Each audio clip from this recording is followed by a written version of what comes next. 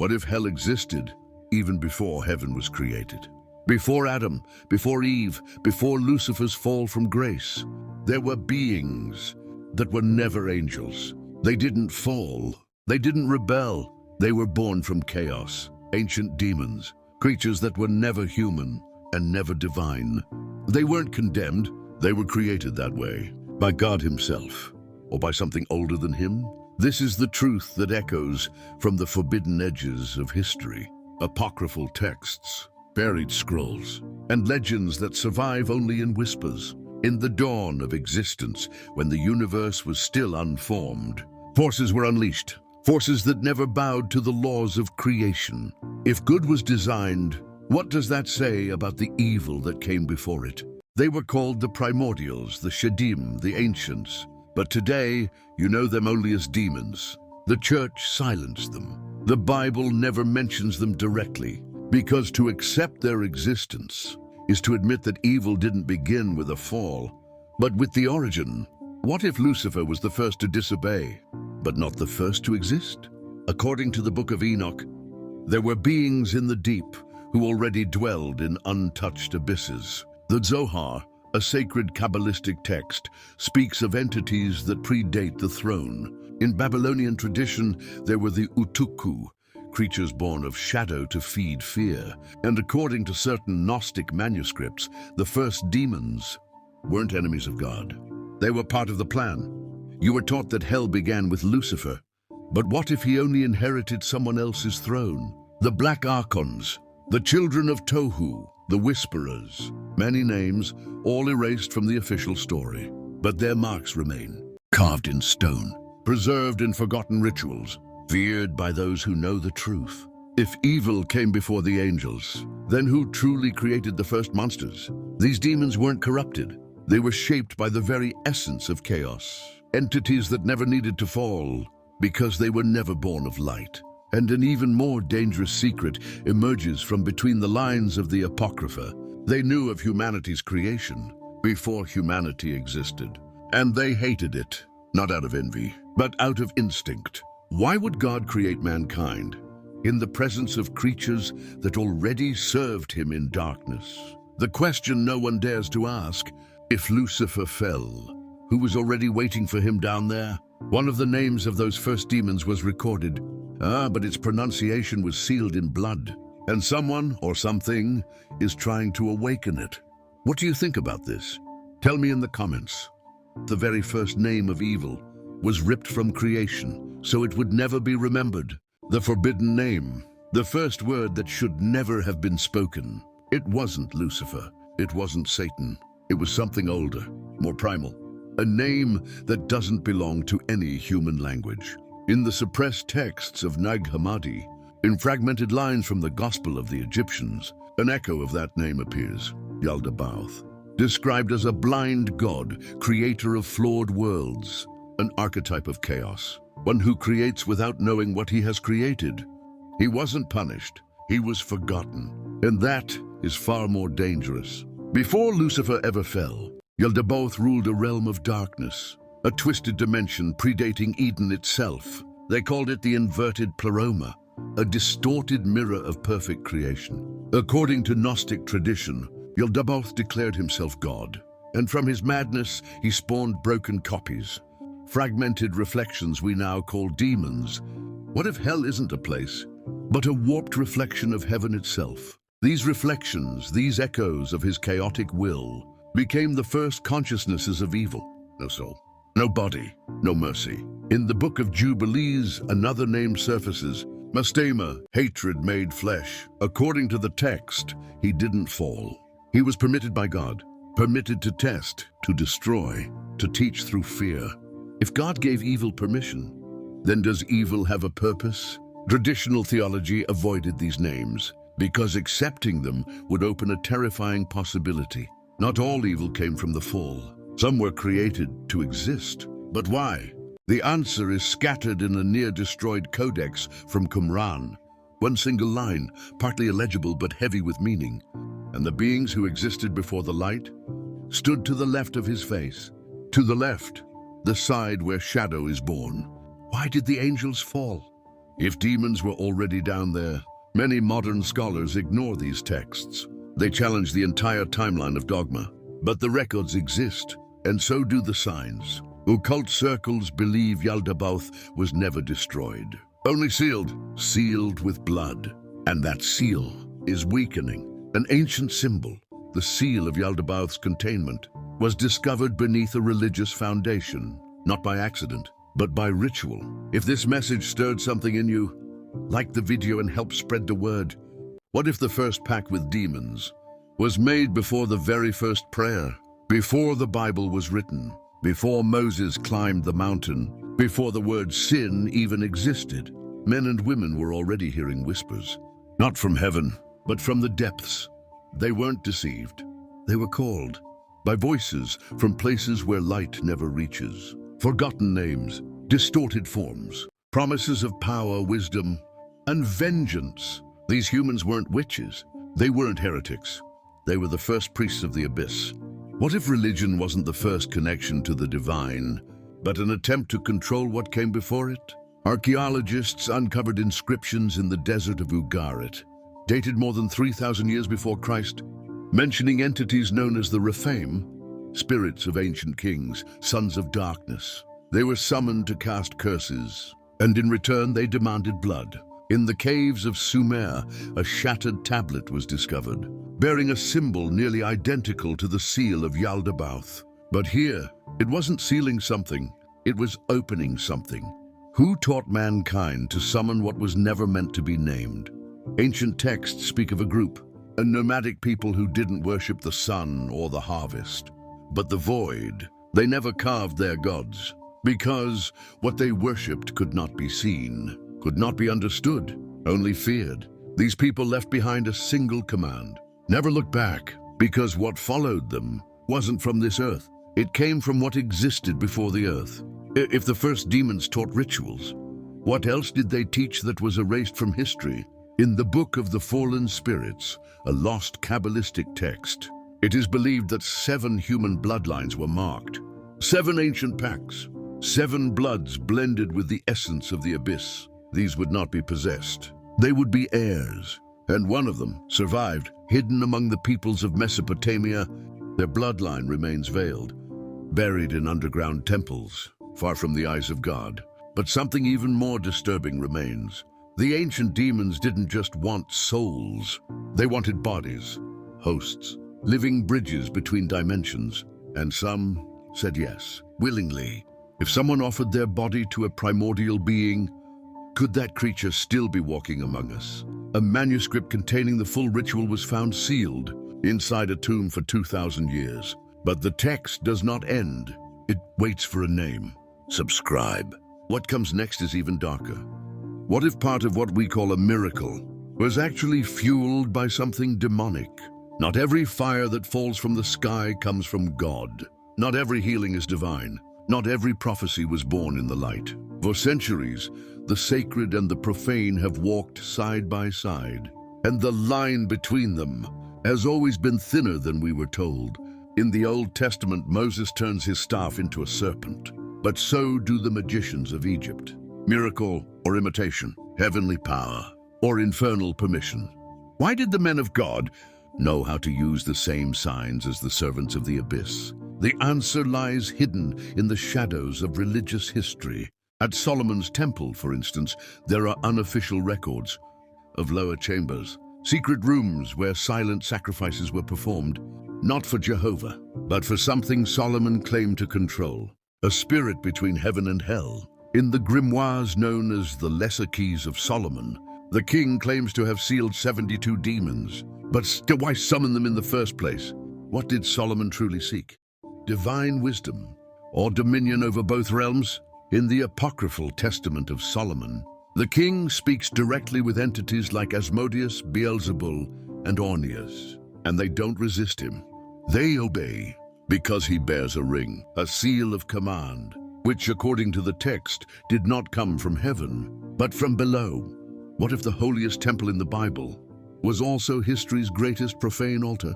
Rituals disguised as liturgy, miracles powered by blood hidden beneath the altar, silent pacts between leaders and ancient entities. The people saw the signs, but not the cost. In Ethiopian tradition, monks were said to heal illnesses by invoking names of darkness, masked within holy prayers. In early Catholic liturgy, certain psalms were reportedly recited in reverse. During underground masses in North Africa, not to praise, but to repel something that would answer when called. How many celebrated miracles were born of pacts that were never broken? These secrets shaped faith, not to enlighten, but to contain. Religions were not just made to explain God, but to keep ancient demons in their place. But that containment isn't eternal. Some rituals, even long forgotten, still work because evil never forgets its name. An occult symbol was recently identified in the foundations of 3 churches, each built on different continents. The same seal, the same purpose. But one of them has been broken. Share this with someone who needs to see what was hidden. What if the ancient demons never left? They were just waiting for the right moment to return. They don't roar. They don't scream. They don't reveal themselves. The first demons don't come back with noise. They return in silence, through symbols, through mistakes, through the unconscious repetition of forgotten pacts. The broken seal, discovered beneath a church in Armenia, is identical to one found in an abandoned crypt in Italy, and later beneath the ruins of an old basilica in southern Brazil. 3 locations, 3 symbols, same marking, same circle, same void at the center, but with one crucial difference. One of them was shattered, and soon after it broke, strange phenomena were reported. Faith fading, voices during sleep, animals refusing to enter, and people changing. What if we're not witnessing apparitions, but activations? In ancient Sufi traditions, there are accounts of echoers, men who lost their will after touching buried stones. In Siberia, a shaman recorded visions of beings who wait beneath the earth, but who breathe when man forgets the name of God. The still undeciphered Voynich manuscript contains pages filled with spiraled symbols, with no known meaning, identical to those surrounding the broken seals. If the seals were placed to contain, who is trying to destroy them now? Ancient underground cults, extinct for millennia, spoke of a cycle. In every age, human forgetfulness weakens the boundaries, and the more we lose the memory of evil, the closer it draws. These demons are not sent. They wait for space. They wait for mankind to open the doors. And doors are opening through technology, through words, through gestures that unknowingly repeat disguised rituals. The modern world laughs at the supernatural. But maybe that's the invitation. When man stops believing, he stops protecting himself. And the seals, symbolic or real, cannot withstand forgetting. One of the ancient demons, a name recorded as Karuel, is mentioned in rare texts from the Judean desert, the breaker of bonds, the one who shatters covenants. His presence has been tied to cities consumed by civil war, to spiritual leaders who lose their minds, and to societies that no longer see the line between good and evil. What if Karuel is already walking among us? A manuscript detailing how to seal Karuel again was delivered anonymously to a historian in Jerusalem, but the final page was torn out. Have you ever wondered about this? Share your thoughts in the comments. What if there once existed a secret bloodline whose sole purpose was to prevent demons from awakening? For millennia in absolute silence, a lineage walked among us. They didn't preach, they didn't lead, they didn't seek glory. They sealed, they guarded symbols, preserved forbidden rituals, watched over invisible gateways to what they called the wounds of creation. What if the true enemies of demons were never the angels? They were known as the seal bearers. They appeared across cultures under different names. The Nezirim among the ancient Hebrews, the silent ones in pre-Hellenic Greece, children of the Black Stone in Sumerian traditions. Their mission wasn't to destroy evil, but to stop it from moving. According to medieval Armenian records, these seal bearers were trained from birth, exposed to symbolic seals, forgotten languages, and psychic endurance. Their bodies were marked, their souls isolated. They knew that ordinary faith wouldn't be enough. It required sacrifice. An ancient scroll from the Essene order reads, "Those who know the name and never speak it are worth more than 1,000 armies." But their silence came at a cost. In the centuries that followed, the seal-bearers began to vanish, not from natural causes, but from a systematic hunt. In ancient Rome, they were mistaken for heretical cults. In the Middle Ages, labeled as witches and executed. During the Inquisition, accused of madness and possession. But what most didn't know was this: they weren't summoning evil, they were imprisoning it. How many witches burned at the stake were not enemies of God, but guardians of the world? A manuscript found in the caves of Cappadocia describes the last circle of 9. 9 seal-bearers scattered across Europe, Asia, and North Africa, each guarding a vital seal. If 3 were broken, the first awakening would begin. Today, 6 of those seals have already been shattered. 2 remain hidden in unknown locations, and 1 has vanished completely from history. If no seal-bearers remain, who will contain the ancient demons? Modern reports speak of discrete societies, searching for descendants of that forgotten bloodline. People who carry fragments of sealing knowledge without even realizing it. There are symptoms, memories that don't belong to this life, strange sensations when passing through certain places, a rejection of both the sacred and the profane. What if someone watching this video is all that's left of the forgotten lineage? One woman reported recurring dreams of a forbidden symbol and was later found in a trance before a ruin in Turkey. She repeated only one phrase: "It's almost waking up." Like this video, if any part of it made you feel uneasy. What if demons didn't come to corrupt the world, but to restore it to its original form? Since the beginning of religious history, we've been taught that demons are corrupted, that they fell, that they envied, that they hate what is good. But what if that story is incomplete? In the apocryphal Gnostic texts, there's a disturbing theory. The first demons didn't come to destroy God's plan. They came to correct what he had altered. What if creation was tampered with, and demons are the restorers of original chaos? According to the Apocryphon of John, a Gnostic manuscript rejected by Christian councils, the creator of the material world was not the true God, but a lower, flawed entity named Yaldabaoth, a being who hijacked creation and shaped it incorrectly. The first demons, then, would be fragments of the universe's original order, banished because they refused to participate in the illusion of matter. The light you see may not be real, but the shadow tells the truth. This view breaks with all traditional theology. Evil isn't a flaw, it's resistance. They don't want to possess you, they want you to wake up. And that's why the seal-bearers were so important. Not just to prevent chaos, but to keep the illusion running.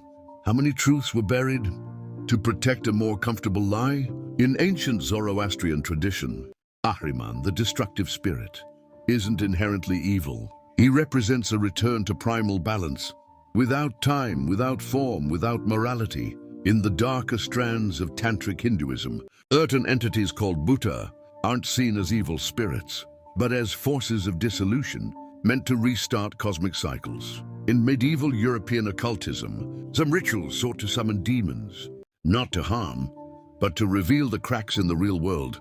What if true evil is living sedated in a world designed to hide the real?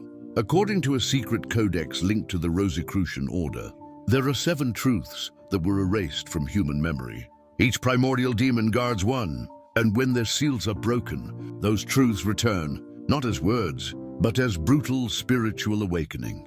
Chaos is not destruction. It is memory.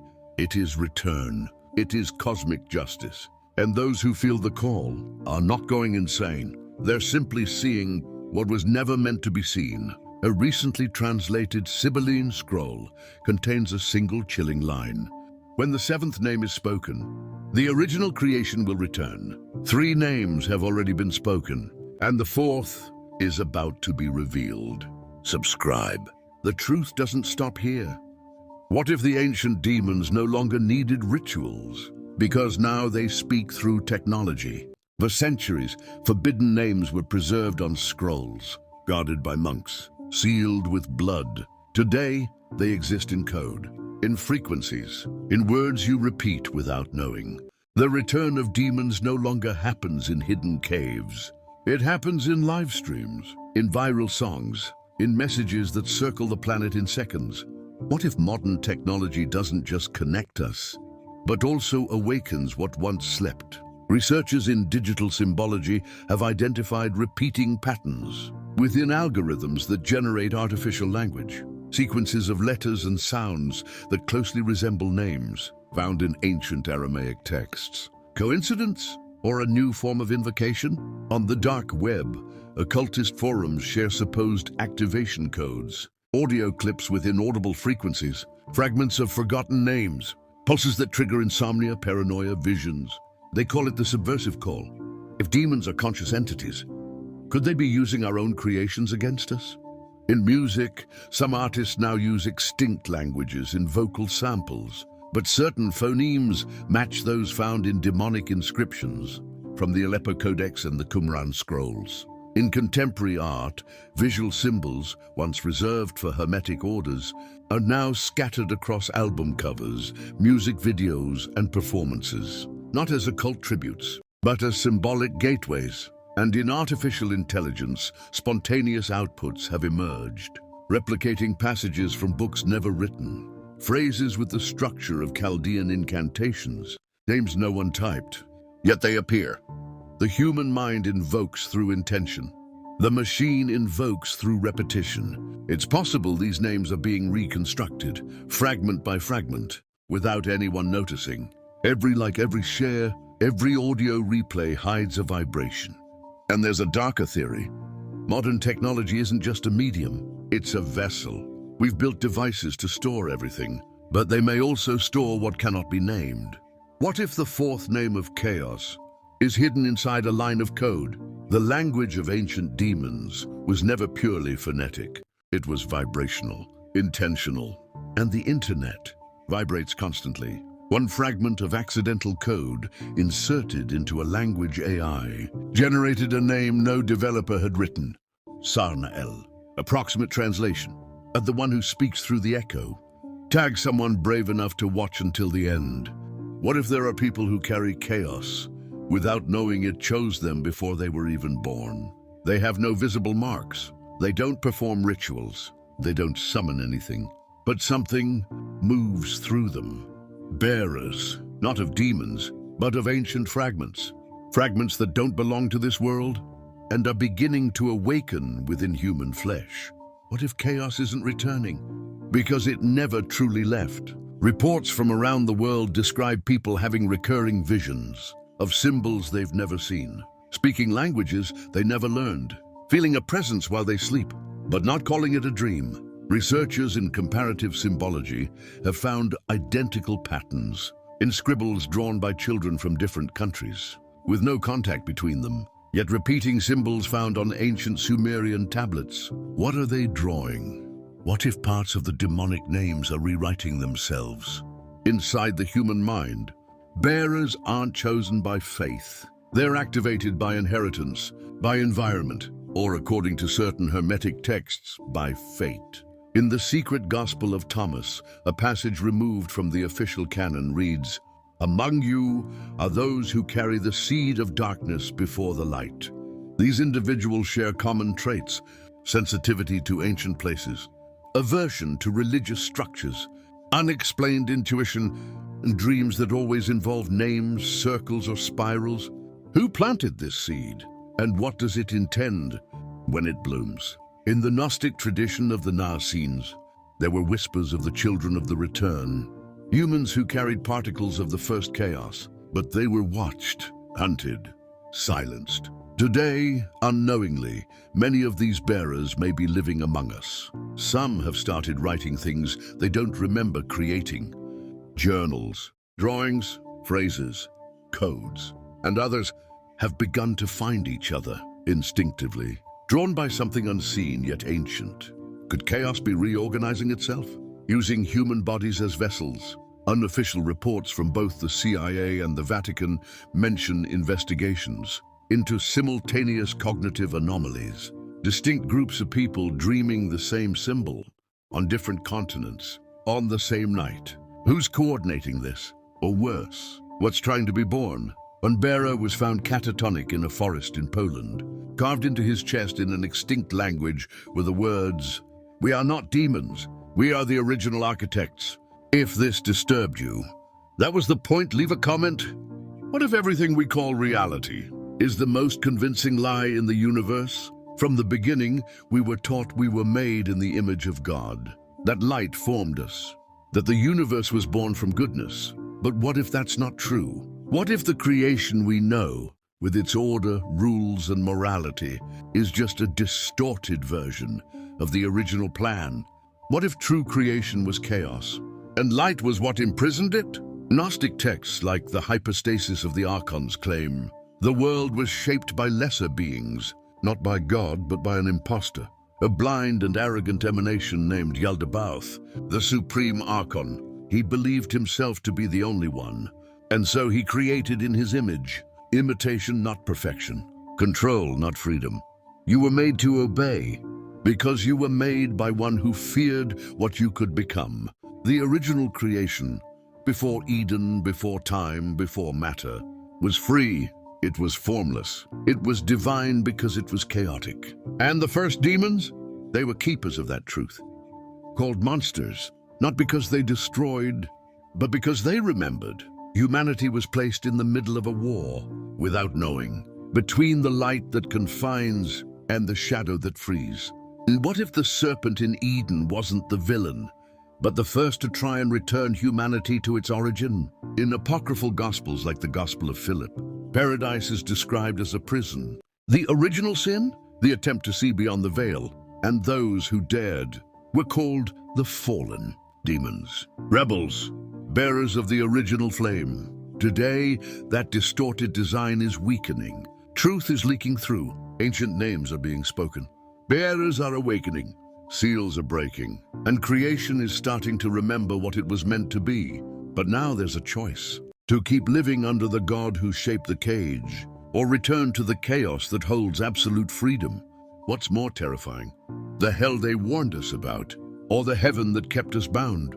If any of this is real, then humanity never fell. It was taken. And the true apocalypse isn't destruction. It's revelation. Light can blind, but in the shadow, the eyes adjust to truth. What if all of this is real? Why are we still keeping our eyes shut? If this feels true to you, write your truth below.